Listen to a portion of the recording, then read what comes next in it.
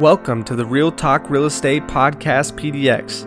Our mission is to give real value to home buyers and sellers, shed light on the home buying and selling process, and give insight about the market and suburbs of Portland, Oregon. I'm your host, Dylan Thomas, licensed principal broker with HomeSmart Realty Group. Although this podcast is centered around home buyers and sellers, Real Talk Real Estate is for anyone looking for home tips and market updates in the Portland metro area. Thanks for tuning in and enjoy the show. Hey, what's up, everybody? Welcome to another episode of Real Talk Real Estate PDX. This episode, I wanted to get a home inspector in here to give you a different perspective. This comes up after you have your offer accepted, going through the process. You have to get an inspection done and negotiate repairs within the first 10 business days of your accepted offer. So this is just one step along the process. And I have Kevin Shaffer in here from Pac West Home Inspections with me. Pac West has been around for how long, Kevin? I think we're about 3 years now. 3 years, yeah. Grant started it up. Kevin's a high school buddy of mine. I know Grant through mutual friends, and that's how I came into contact with them. In the past 5 years that I've been doing this, I've been through a lot of home inspectors. Unfortunately, some don't always do the most thorough jobs. Some don't have the people skills that you guys do. And then another thing is you guys are always ready to help me and help my clients and get on it right away. It's not, going to be a week and a half wait, a 2 week wait just to get an inspection done. Another thing that I love about you guys is you guys offer all the non-standard tests. You guys do the radon, you guys do the sewer scope, you do the mold testing. You do the lead testing as well as the asbestos testing. So you guys are really the complete package. I mean, the only thing outside of that would be the well and septic, really, that I can think of. Maybe lot surveys and stuff like that, but those are we rare. Definitely try to be the one-stop shop, just so you're not the inspection period is so short that we want you to be able to get everything done as quickly as possible. And so if we weren't able to provide those ancillary services, you might have to wait 2 or 3 or 4 or 5 more days just to get a sewer guy out there, or another 5 days to try and get a radon test done. And that's why we try to offer them right off the bat. Just one-stop shop, get them done right then and there. Oh yeah. I mean, before I was using you guys, just to come get a lead paint sample would take 2 days to get somebody out there, and then they'd have to ship it off and test it, and that is another 3 to 4 days to get the results back. And so right, and now we offer results at the time of the inspection. Do you? So we can test for lead, and we can give you those results right then and there, and we know if the house contains lead-based paint or not. That's amazing. But if you're talking about lead within the water pipes, that's a totally different test. Sure. But and that you do have to send away to a lab. But as far as lead-based paint, we can offer those results right away. That's awesome. How? Okay. Well, let's just dive into it. All right. So what takes place during your normal home inspection? What do you do when you show up to the house? How do you go through the process? Well, we like to show up about 30 minutes early. That way we can kind of figure out our bearings and kind of get things rolling and figure out what's the safest place to get onto a roof and what kind of layout, what kind of property are we looking at. So we like to get there a little early, and then we typically we'll start right up on the roof.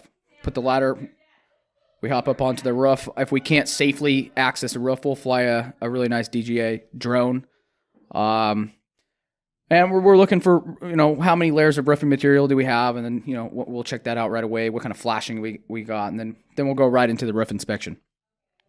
Walk around the roof, and then we'll do our, we'll take a look at what kind of defects we got going on, and then once we get down off the roof, we'll do the exterior inspection. We'll start from the front door and walk around the entire house. When you're up on the roof, what are you looking for? I mean, besides just the layers? We're looking for granule loss. We're looking for any potential leaks, any areas missing, flashing, any we're looking at gutters, downspouts, we're looking at improper venting, we're looking at improper flashing installs. Even a brand new roof can have flashing that was installed incorrectly, or flashing that's missing. You have shingles. I've seen it on all sorts of new roof installs where we have shingles installed improperly. Yeah. You really never know. It could be an 80-year-old home. It could be a house built in 2019 where we're at now, and you don't know unless you get up there and have a look. Yeah, our funny story. Our last house in Beaverton. It was a 1936 farmhouse. It was remodeled. I believe it's 2012 was the remodel, and that's when they did the new roof. And we bought it in 2015, 16, something like that. No, 14. So it was like a 2-year-old remodel, right? And we did our home inspection, yada yada. Well, when we went to sell the house,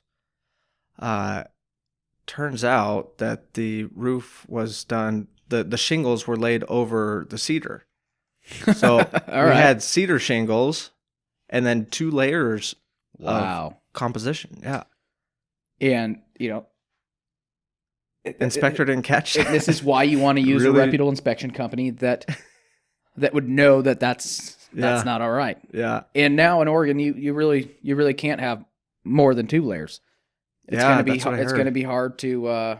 It's really, you're doing full tear offs these days. Yeah, I think most roofing companies prefer that anyways, even when they're just doing the first layer, get it all clean, a nice fresh start. Yep, I agree. But so sorry to interrupt, but no, you're good. Yeah. So once we hop off a roof, then we're going to go around and do an exterior inspection. We're looking at literally everything. We're looking at drainage. We're looking at siding materials. We're looking at trim. We're looking at flashing, crawl space venting. We're looking at your driveway. We're looking at the exterior side of the garage door. Soffits. We're looking at fascia. We're looking at your paint, the quality. We're looking at hose bibs. We're looking at your fence. We're looking at literally everything that contains the outside of your property lines. And then from there, we'll usually give a little knock on the front door and see if anyone's home and head on in the inside. Usually by then the realtor's there and we can start. And then right from there, we'll start in the kitchen. Nice. From then, we're testing your appliances. We're going through, we're getting your oven temperature up to 350 degrees. We're checking your dishwasher for any leaks, making sure the refrigerator's hooked up. If it has water, does the water work in the fridge? We're taking thermal imaging photos of each one of your appliances, along with taking photos and giving you info on the dates of your appliances. Yeah, that's something else you guys offer, right? Is like a recall check for appliances? So in the report, you'll see a picture of the serial number, the badge number of the fridge or the dishwasher or the refrigerator, whatever have you. And we put it through a system called Recall Check, and they'll run it through their system from the manufacturers stating if there's any recalls. So you get an email once a month updating you on if your home has any recalls, and that can be for your AC or your furnace as well. Okay, cool. So from there, we'll leave the kitchen and venture off into a dining room or a living room, and we're checking windows and we're checking drywall. We're looking for any types of leaks or settling cracks or loose trim or doors that don't open, and checking outlets. And we're just running through each and every square inch of the home. After that, we'll get into. We'll probably go into the garage and we'll start looking at your heating equipment and your plumbing. Checking out the water heater, checking out how old is it? Is it corroded? Is it properly venting? Is it hooked up correctly? And so we'll go from there, and then we'll just check out everything in the garage. Yeah, furnace, electrical panel. We're going through the furnace. Then from there, we'll jot down all of our notes, and then we'll continue out through the house. Usually venture into a bathroom. We're checking for any types of plumbing leaks. We're looking for the smallest, the pettiest things as to a little bit of missing grout in the tile work or caulking that is not, up to code, or it's starting to crack, or drain stops or overflows that aren't there. Literally every nick and cranny of a bathroom we're going to go through. I feel like most deficiencies you find is around plumbing. Plumbing and electrical, it seems like the most two common things that come up. It's because a lot of the time you have homeowners that are trying to sell their homes and they do it themselves. And you can immediately tell the difference between a licensed plumber and electrician versus a homeowner DIY project. It could be just as simple as reversed outlets. Yeah. They're hooking up ground and neutral wires backwards. Yeah. Or they're hooking up P-traps that are with flex lines that are notorious to leak, and that they'll probably leak the first 2 months that you're at the house because they're putting them under the garbage disposal where you're building up with heavy grease, and it's just yeah. So we're going through every aspect of the home, from the bottom to the top, the outside to in, and it's a process that usually takes about 2.5 hours or so, depending on how many services you're doing. But you got to do it. Then you head up in the attic, check that out. So we'll go up in the attic. What are you looking for up there? Oh, all kinds of goodies you can find up in the attic.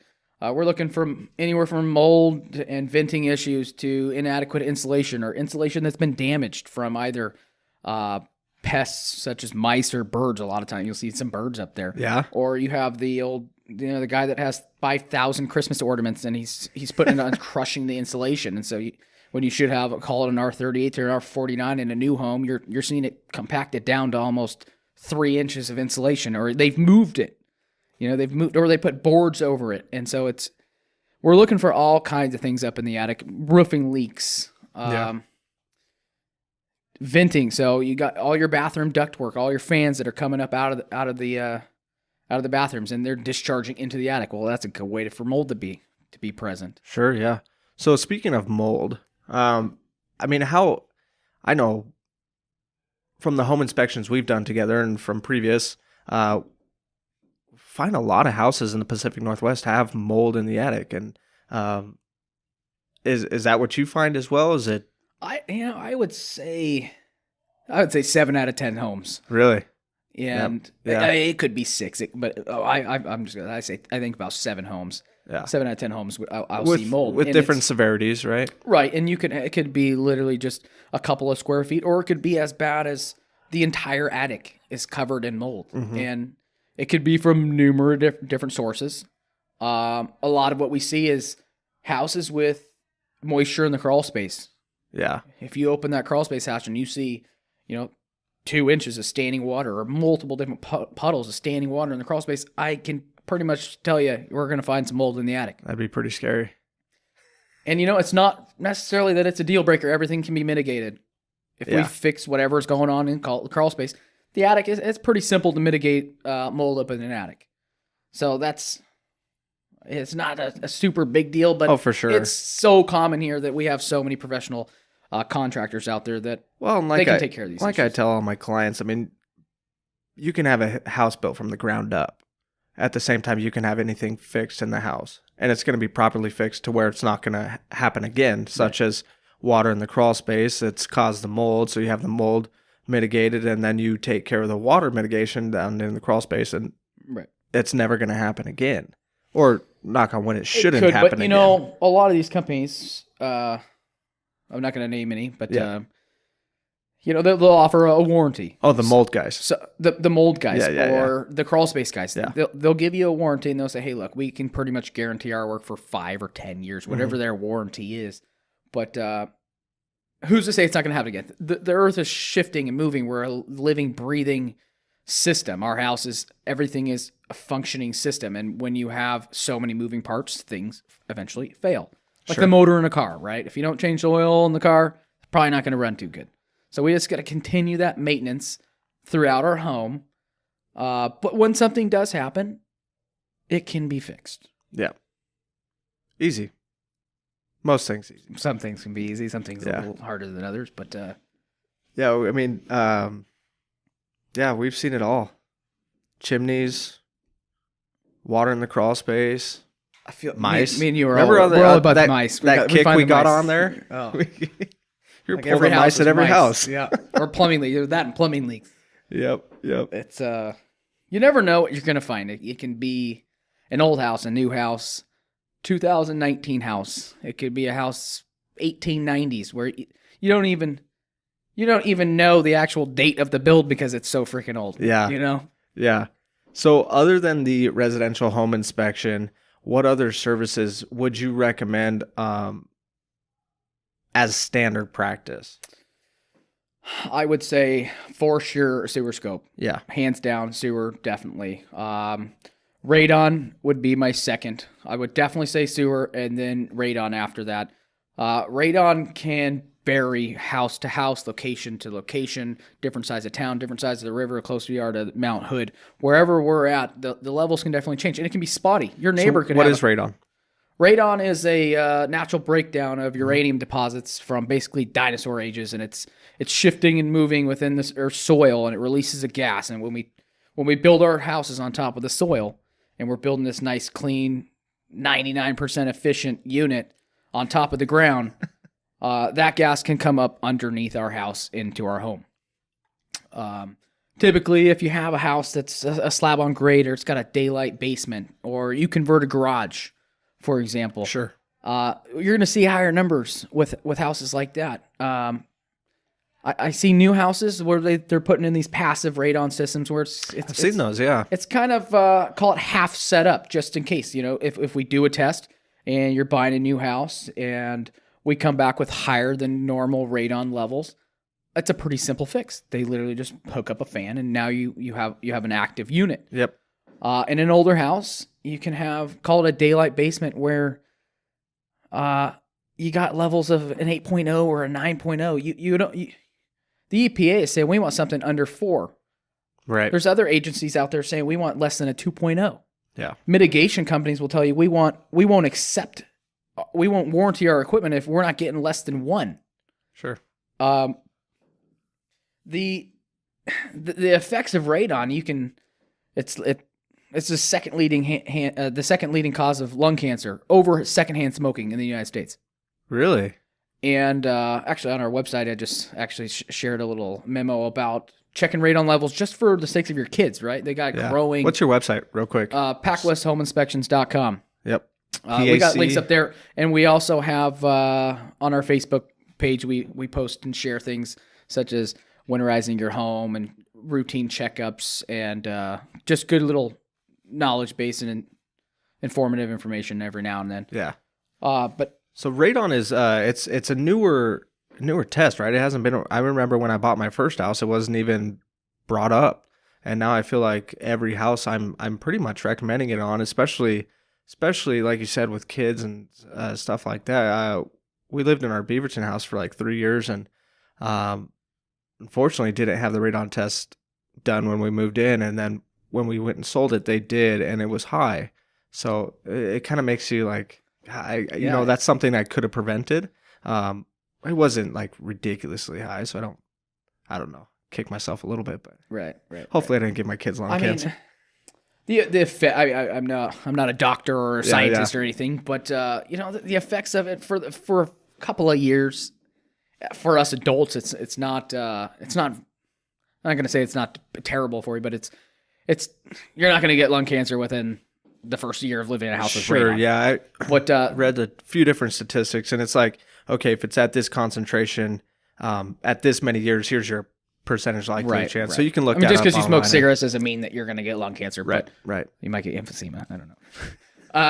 But it affects. I would do a test. I have young children myself, and when I bought my house was lower levels of radon, and I did a garage conversion and sealed up my house. I got new siding, all brand new windows and insulation, and it's basically a brand spanking new house. Well, when I did the house, it wasn't like that, and I was like a 3.2 or something like that, which was still, a little bit high. But once I did a garage conversion and added a bunch of square footage to my home, it came back a 17.6, and it kind of scared me. I was like, holy smokes, so how could it have gone up from such little level to a high level? Well, my house was a 1964, no insulation, not sealed. It had so much breathability. Everything was moving and breathing. Yeah. And then I sealed it up, and my levels skyrocketed. And I was like, okay, it's got to get mitigated. So I mitigated it 2 days later. Yeah. And it dropped down. I did a slab mitigation, and I did a crawl space mitigation. And my levels on both sides, equal sides of my house, are 0.8. Nice. So I'm stoked. It's just a relief for me that in the slim chance, we're not going to be affecting our children or myself or my wife. Sure. And it's in the air. It's in the air as we breathe it everywhere. Everywhere we go, I think the average outside, you'll get a couple of different numbers out there, but you're 0.5 to 0.7. It's pretty low. So when people mitigate a home, typically they want to bring it down to those kind of levels. Yeah. Because you're in your house. Right. a lot. You sleep live in your house. in your house and you breathe that air. Right. So back to the sewer scope real quick. What are you looking for when you do a sewer scope? The clean out most of the time. So the clean out is basically how we're accessing our cameras and our gear to be able to evaluate your sewer line. There's a little joke because it's sometimes you have clean outs buried under 5 inches of bark dust that you can't find, or some houses they don't even have a clean out. But anyhow, so when we do locate and we're doing a sewer inspection, first thing, once we locate it, we're going to turn on some water. We want to run as much water as we can to see, one, the flow, and also what kind of deficiencies is this line going to have. The more water you run through it, the easier it is to tell if we have bellies or detached joints or pooling or anything crazy like that. So once we feed our camera in there, we're looking for what kind of material do we have? Is it a new material? Is it an old material? And then we're looking at, when does it transition? Is it transitioning from a small pipe into an even smaller pipe? Because that's not okay. Yeah.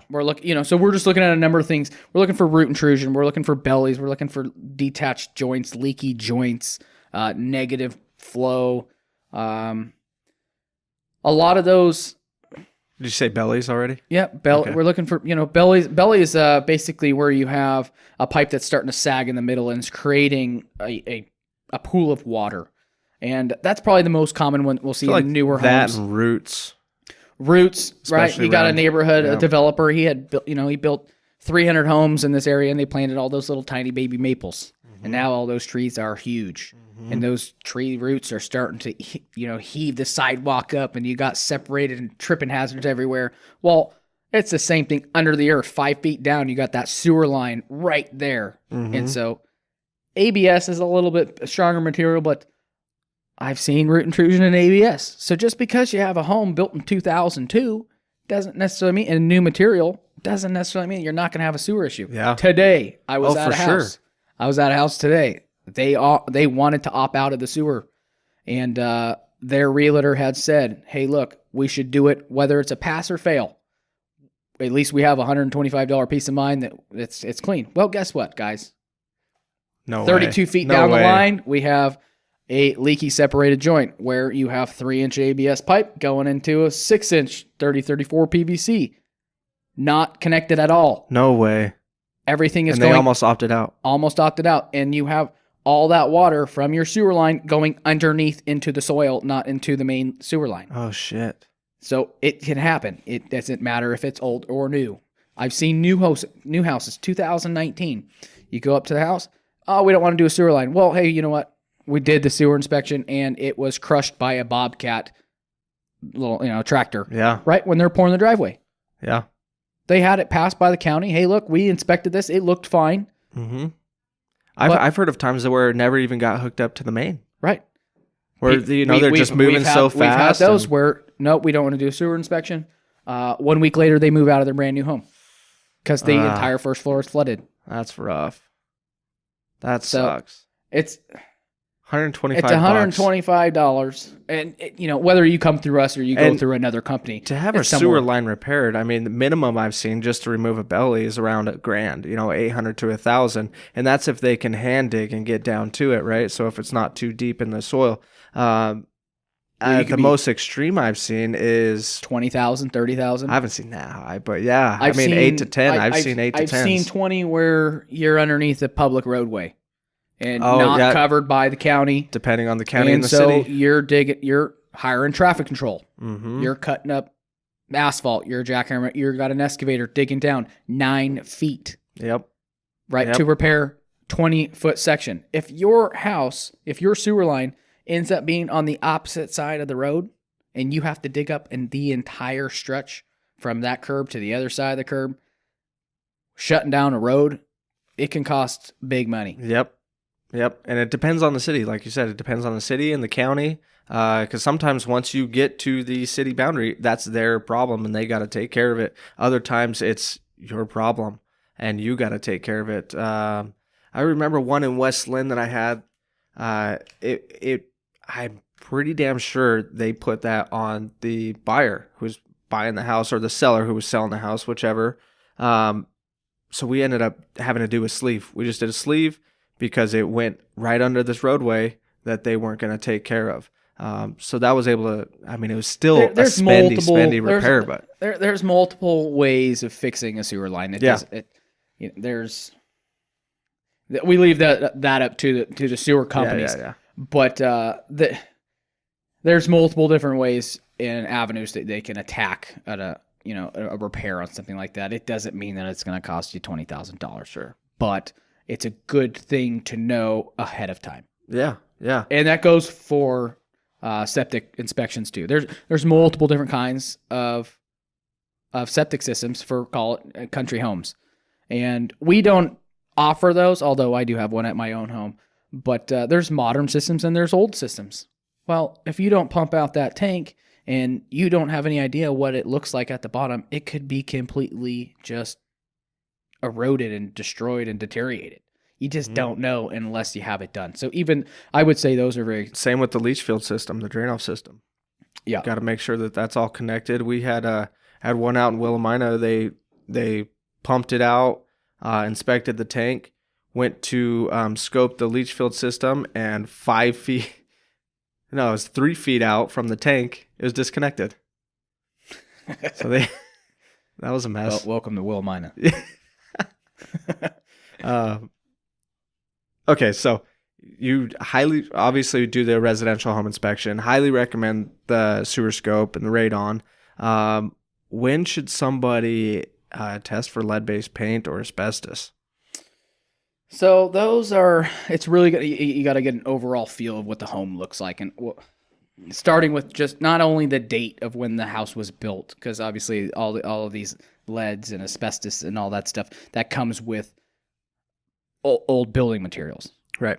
But a lot of these houses that contain those, depending on which side of town you're on, but a lot of them have been remodeled. So just because the house was built in 1970, if it looks like it's been almost fully gutted and stripped in the inside, the chances of having lead-based paint in the inside of the house are probably pretty slim by now.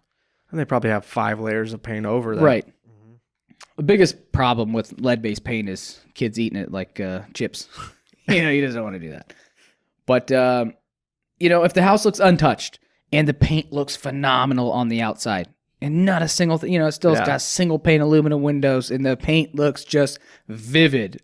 Yeah. It's there's probably a pretty good chance that it's lead paint outside. As far as asbestos, there's thousands of products that were manufactured that contain asbestos. So anywhere from ducting tape to go around old oil burning furnaces to insulation up in the attic. There's a lot of things contain asbestos, floor materials, shingles, siding. Mm-hmm. If we didn't figure out the health hazards to it, it's a phenomenal product. It'll last forever. But with the health hazards come when you do try to do that remodel on this home that you're buying and you want to do updates, it's hire a proper company to come in and do that work because it does cause lung issues, serious issues. But doing those tests and you can call us up and say, hey, we want to do it in this particular room or this particular space, and we can perform those tests there, or we can just look at it from what we think would contain these items. Each test costs money.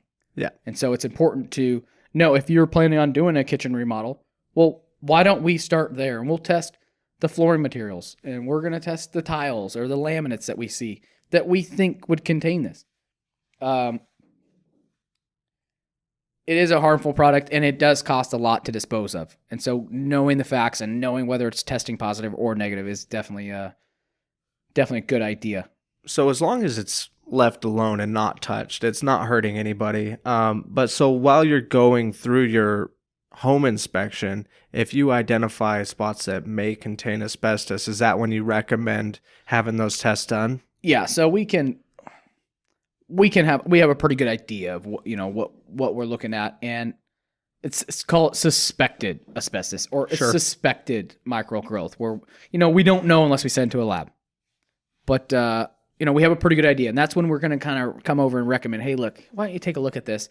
And do you plan on doing any any remodeling, or you plan on doing any work in this area where you might create some sort of particles that you think we should test for, we're going to recommend that you test for that particular situation. Yeah.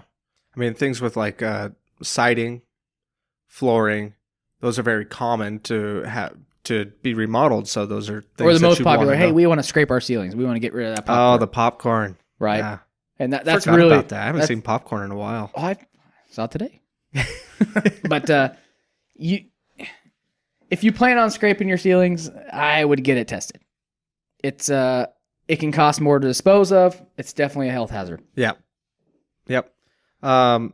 So then you do your home inspection, you do the extra inspections. As you're going through and taking notes on all these different deficiencies and defective items, what do you recommend to buyers to ask to have repaired by the seller? I know what I do as far as like when I'm writing up the repair inspection. I figured you were going to ask that question. Yeah. Right.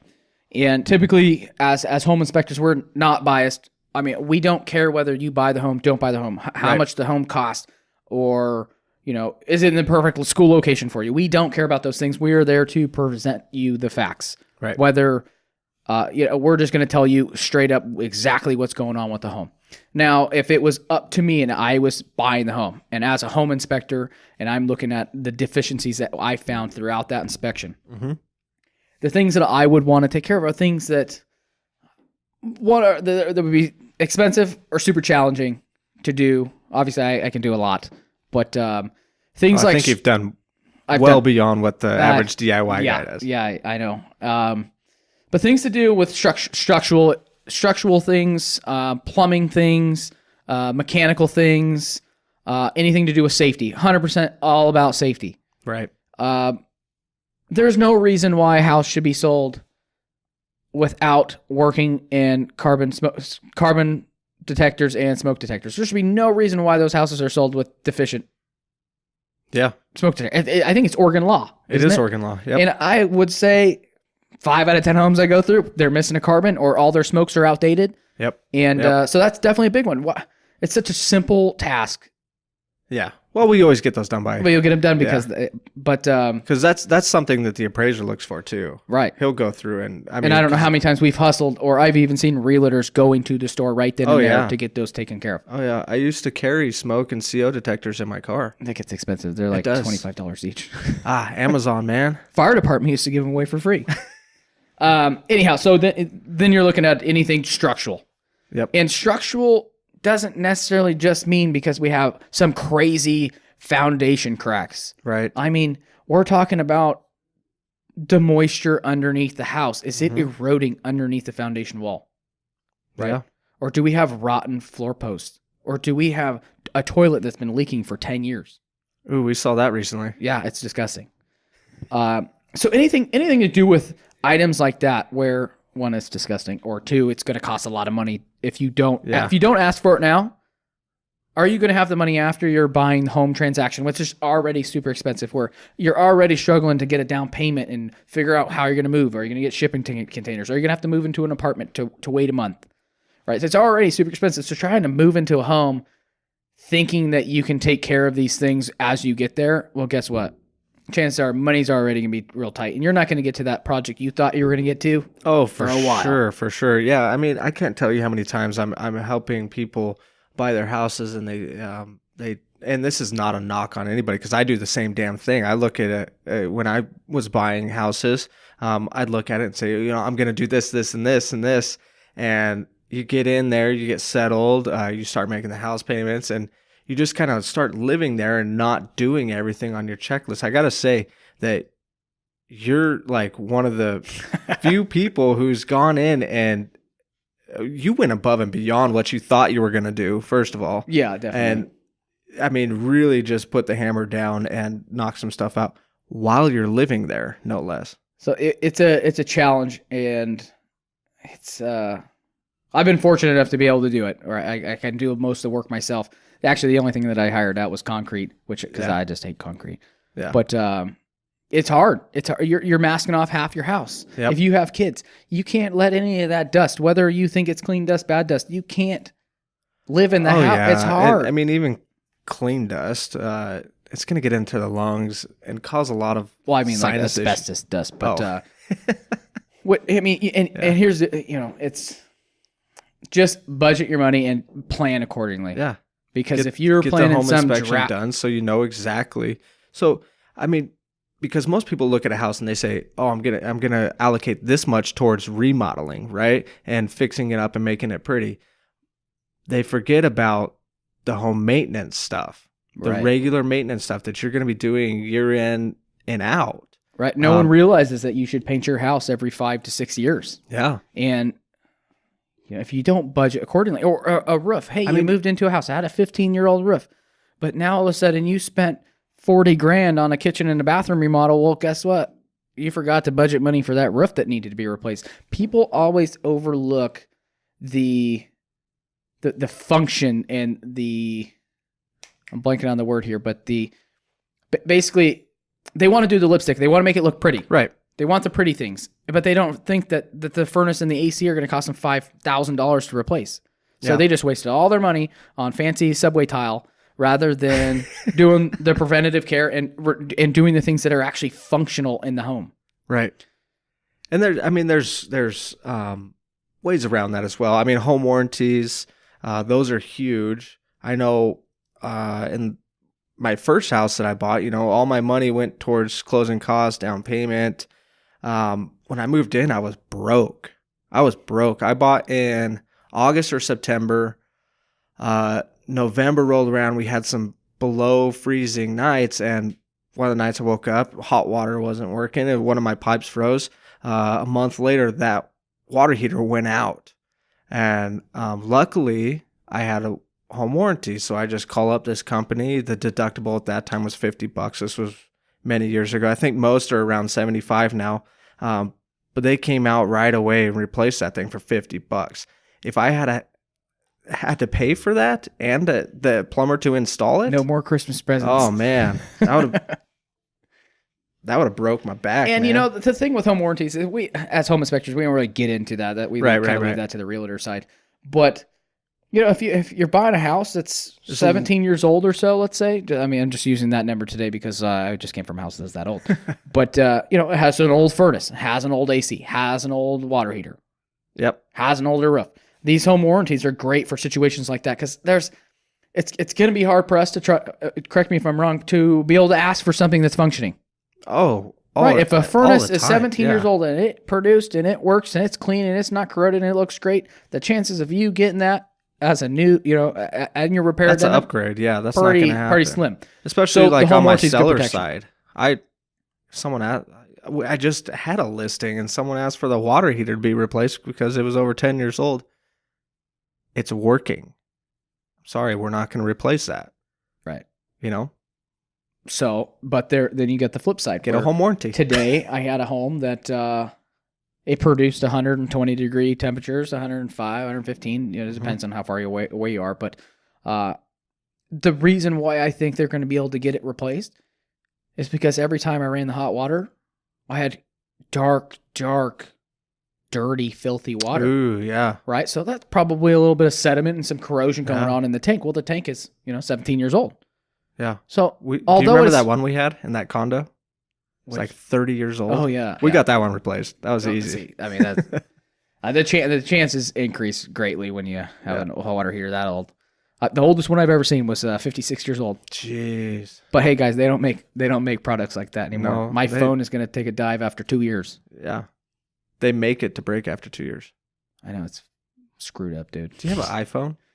Yep, but I'm not going to tell you which one it is. Don't even think about it. I won't. I'm not even going to say anything. It's a 6, but it's still it's still only 2 years old. Nice. So along the lines of not only knowing about what's wrong with the house that you're purchasing or selling, you guys do seller home inspections as well, which is a great tool when it comes to listing your house. If you've already had that home inspection done and you've identified what needs to be repaired, and either done the repairs or know that you're going to do the repairs, that's a great negotiation tool when you're listing the house. I shouldn't be talking about that because that's one of the things I like to use. Well, it's fine. I mean, you're not the only one that does it. Yeah. The issues that we see is when I go through we call a pre-listing home inspection, and we're going to do the exact same job as if we were working for a buyer. But are you willing to disclose the things that I find? That's kind of where it comes up on. It's house dependent, I guess. It really is. What you would and say. I've done. I did not recommend that to my last listing. It was a 1948 house. Yep. There you go.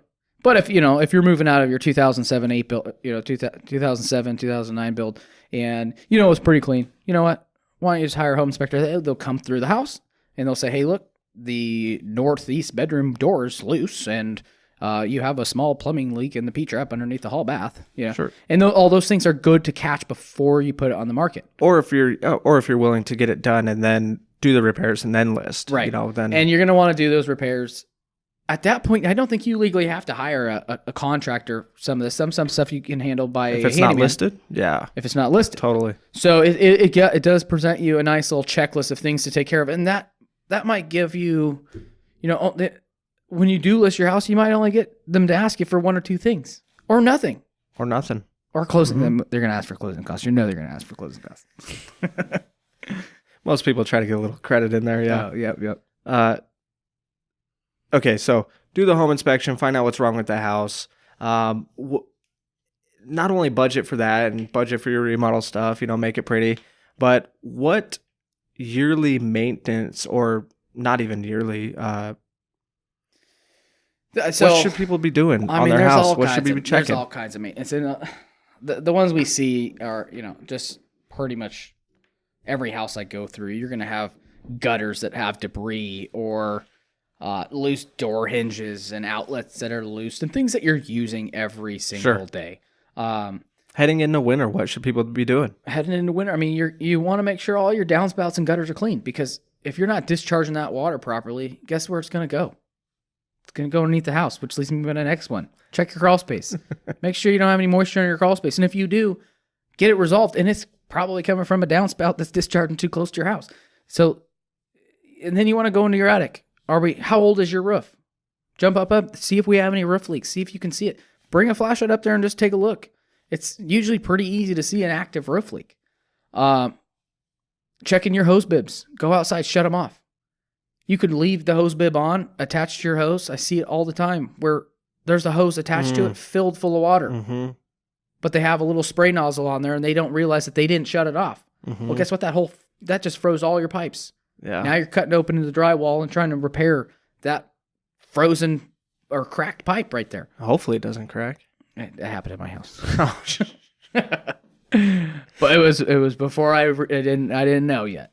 Anyhow, and then locating your main water shutoff just for things just like that, right? If we do have a frozen pipe, at least know where it's at. Oh yeah. So you can get to it quickly. Checking your furnace. Do a service on your furnace. Just like you're going to want your AC to work comes, spring, summertime, have them service. Have them both service. One time in the winter or one time in the spring. Some companies will do it all at once, and some will recommend you do it at either time of the year. Yep. Check your smoke alarms. The fire department will tell you to check them once a week. Most people don't check them after they move into their home. But I'm telling you, check them periodically. Don't forget about them. Yeah. You're supposed to replace them every 10 years, which people think just because you have a wired smoke detector or carbon means that you don't ever have to touch it again. Not true. If you look at the back, you pop it off the wall, you're going to see it's still manufacturer requests you to change it out every 10 years. Yep. So checking your smoke, checking your carbons. If you have a fireplace, get a chimney sweep. How often do you use it? Have you ever used it? You don't know. You just moved into the house. You don't know the previous people. I just got off the phone with a masonry chimney guy, and he laughed when I asked him about a chimney sweep. And he said it's dumb. 2 days ago, a house burnt down in Lake Oswego. Well, he said the chimney sweep is not the issue. He said you can hire a guy to come out, sweep the chimney. They do it from the top, right? They go down with their brushes and clean it. He said the issue is what's called the smoke shelf, or the yeah, I think it's called smoke shelf, dampener. right behind the dampener. Right.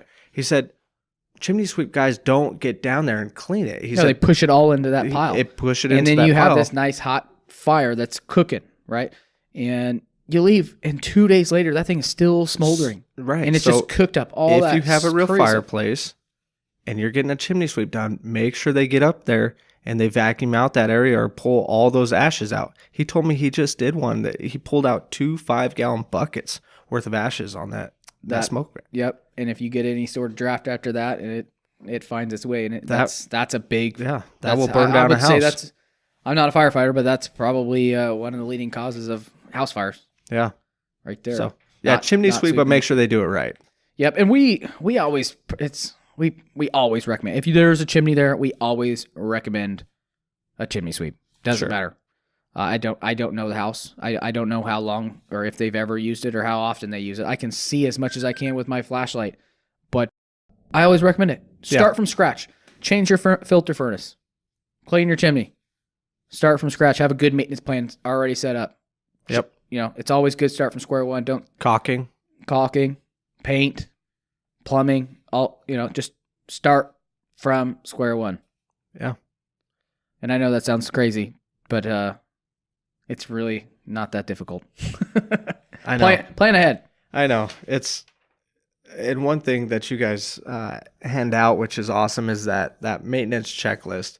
And I still use that, to be honest. I go through my own house and I look at that checklist. And I'm like, oh, shit. It's time. I forgot about that. Yeah. Yeah. It's a pretty good tool.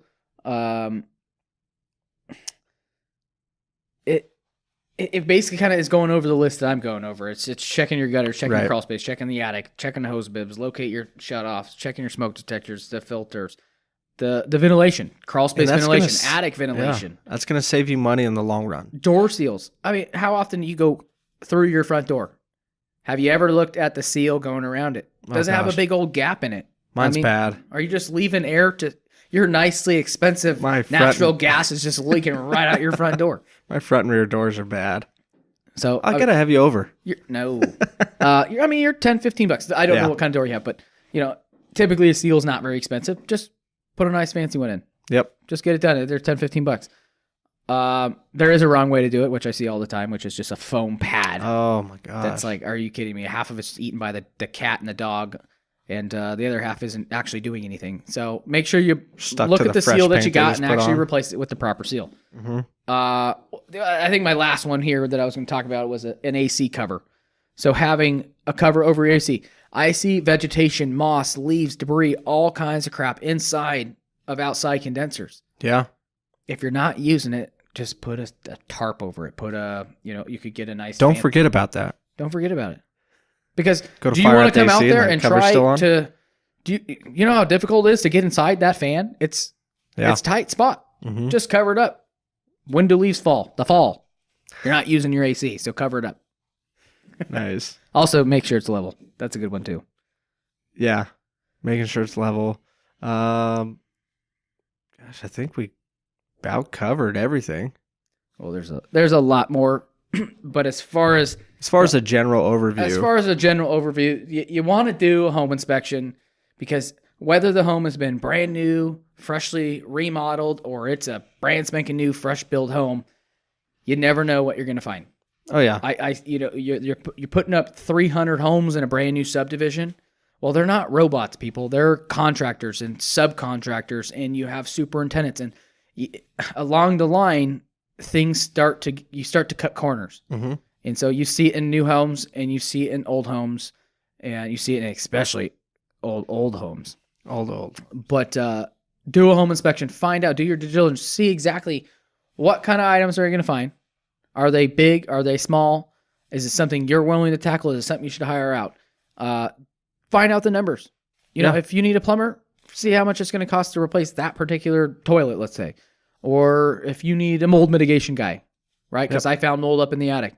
See how much that's going to cost. That way you know exactly where you're at, what the numbers are, what you're moving into. Yeah, and that's part of my job, and that's part of a service that I provide is I go out and I have a list of contractors that I work with regularly, but if it's something out of the norm, I'll go find them and I'll get quotes for them so they know what they're moving into, Or if that's going to be a make or break deal at the same time.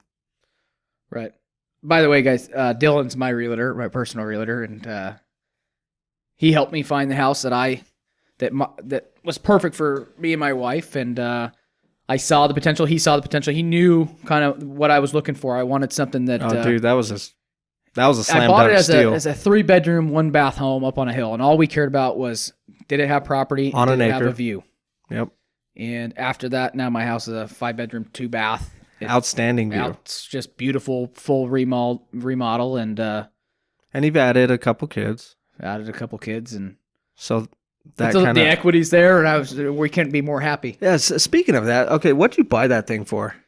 So they listed it for $350, but remember there was multiple Right, offers, and so we ended up I think we bought it for $364, and it came back and it appraised without us doing a single thing for $405. So we already were sitting on Walking into a ton of equity. walking into a little bit of equity, and I've been there for 2 years now. My house I hate to pat myself on the back, but I'm pretty damn good in multiple offer situations. You did a pretty good job, and it wasn't that we asked for a lot. We didn't really ask for a lot, but we didn't want to lose the deal.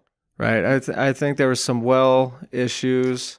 There was some well, and there was like a cracked window, and I mean, we were trying to we wanted some things fixed, but I didn't really care because all the windows and all the crap I already took out. It was all brand new. But Dylan did a great job negotiating, and we won the house. We got the house, and 2 years later, my house Isn't that is worth sad when you have to say you won a $250,000 more. house? We won it. I mean, But it's so common now. it was definitely a competitive market at the time, Oh yeah, and that time was real bad.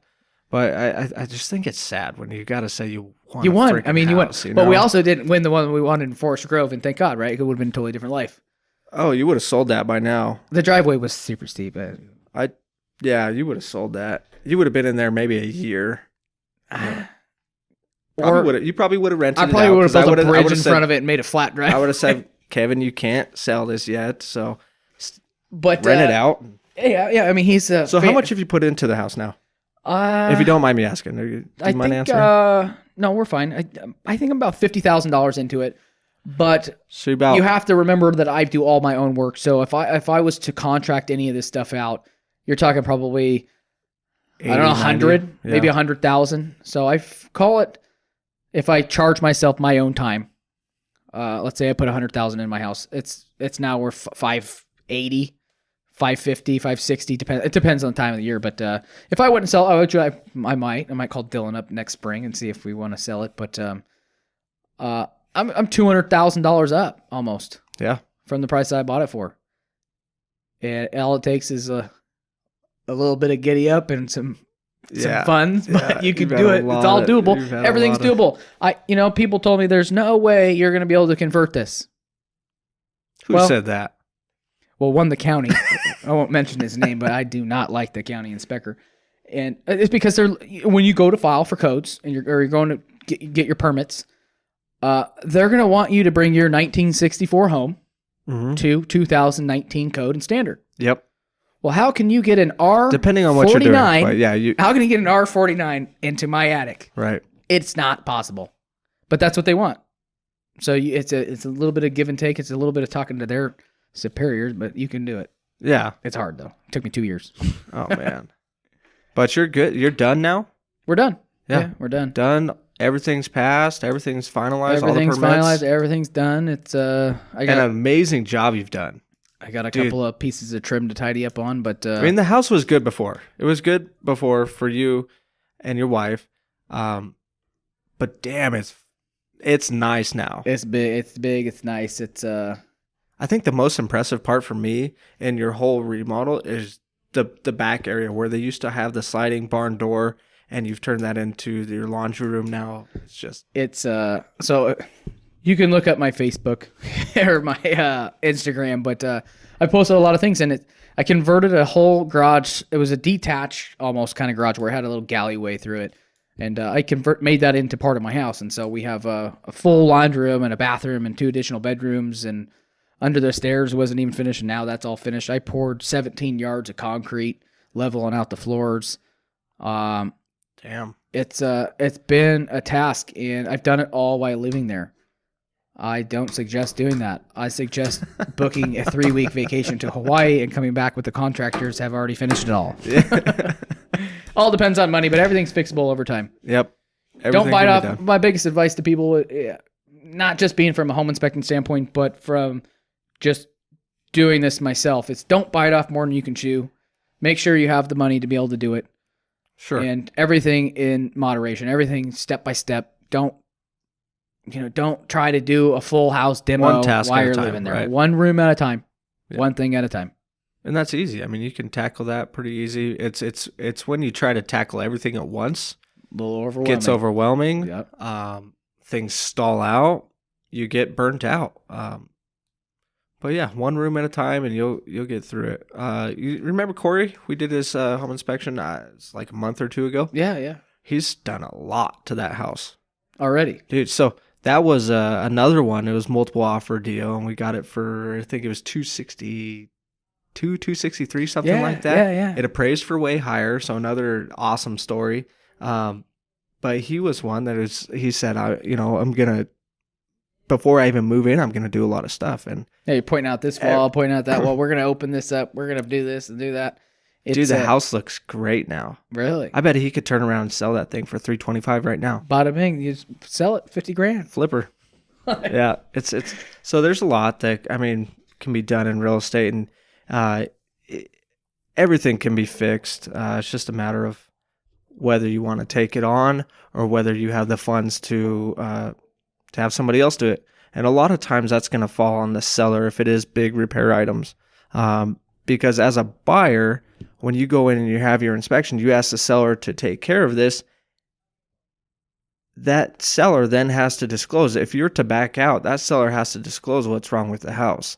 And if it's something major like a sewer line failure that they don't want to take care of, or a ton of mold or water in the crawl space, those things are going to have to be taken care of before they're going to sell that house, or they're going to have to offer a substantial price reduction. Right. And what typically what I'm seeing with stuff like that, and I like to get chatty with some of the realtors in the houses, but if I go through the home and it's a sale fail and it comes back and someone else puts an offer in. Oh yeah. The house has usually nothing's been fixed, but they're gonna get a price cut. They're gonna have to, because these people are not willing to sit on their mortgage another month.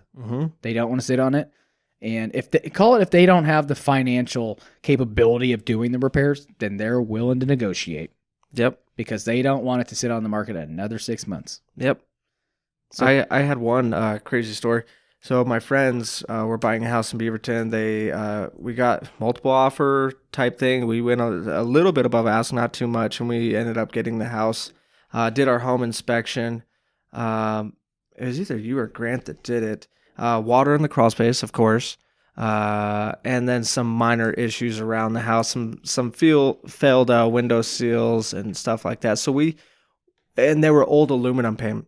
So what we asked for was those windows that had failed to be upgraded to vinyl windows. And we asked for the mitigation, the crawl space mitigation for the water. Got quotes, got all this and all that. And the seller said no, because we have this backup offer. Oh. And they ended up going to that backup offer because we backed out. We said, well, this is too much to take on for how much we're offering. So we can either come down substantially or we're going to have to back out. And they let us back out. Well, they went to that backup offer. They backed out, went back on the market. I think they ended up selling for $15,000 or $20,000 less. And it was about $5,000-$6,000 in repairs that they didn't want to do. Cost themselves a lot of money. That sounds like they lost $10,000. Yep. So don't let some of this stuff scare you. Yep. I mean, some of this stuff is taken care. Listen to what Dylan just said. He said $5,000 or $6,000 in repairs, right? Yep. That doesn't really scare me in the grand scheme of a home purchase. No, not at all. So when you look at whether it's mine and Grant's reports or another company's reports, the text is going to be very, very scary. But sometimes just because you have a plumbing leak, it might be $8 in repair costs. Yeah. Or tightening up a fitting. Yeah, or just tightening it up. Yeah. So there's a lot of that kind of stuff. And I know when you guys write your reports, you have to cover your own ass. And there's a lot of little items, but you gotta just sit back, take a look at it, take a night to just read through it and digest it. right. Because most of the stuff is little. Every house has issues. Even brand new houses have issues. That's right. So, yeah, I really appreciate you coming on today, Kevin. It's been fun. Yeah, it's been a good time. Thanks for having me. Yeah. So how can people reach out to you? You can reach out to us 503-217-2000 or our website. You can always schedule online. It's PacWestHomeInspections.com. Yep. Me and Grant try to answer our phones as frequently as we can. Sometimes we're up in an attic or underneath the house. It gets a little difficult. So we do have a call service that will pick up and take down your info, and we'll call you back right back as soon as we can. Oh, that's awesome. Yeah, usually I just head online and book the appointment, and makes it easy for me. Yeah, you can schedule online. It's pretty easy. It gives you our exact availability. Yeah. And so once you go on there and schedule, we'll send you a little email saying we're going to confirm it, and we'll set up your appointment. Awesome, Kevin. I appreciate it. Super informative. I'm gonna have to have you over soon because I need a hand on a few things. But all right, man. Take care. Cool. Thank you for tuning in to the Real Talk Real Estate PDX podcast. Stay up to date on Portland real estate action by subscribing or follow along on Instagram at Real Talk Real Estate PDX. Any questions or comments about this episode or any real estate matter, feel free to reach me at dylan.pdxrealtor@gmail.com. Thanks again and have a great day.